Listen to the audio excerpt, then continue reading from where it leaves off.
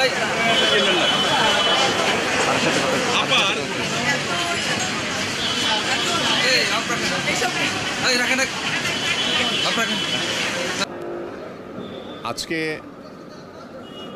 Advocate Nahid Sultana জ্যোতি সহ আরও দুজন ফিমেল লয়ার আজকে মহামান্য হাইকোর্ট ডিভিশনের নির্দেশ অনুযায়ী বিজ্ঞ আদালতে হাজির হয়েছেন, জামিননামা সম্পাদন করেছেন এবং জামিনের দরখাস্ত দিয়েছেন।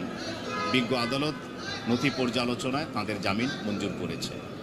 সেই সাথে পরবর্তীতে আমরা তাঁদের ব্যক্তিগত হাজিরা মওকুফের জন্য একটা দরখাস্ত দিয়েছি। সেই দরখাস্তটির শুনানি হয়েছে। বিজ্ঞ আদালত বলেছেন নথি পর্যালোচনান্তে তিনি আদেশ দেবেন।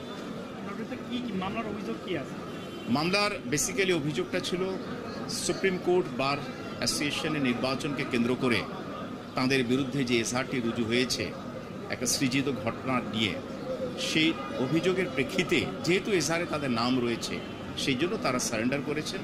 তাদের বক্তব্য হচ্ছে যে তারা নির্দোষ, কথিত মতে কোনো অপরাধ করেন নাই এবং তারা ষড়যন্ত্রের শিকার।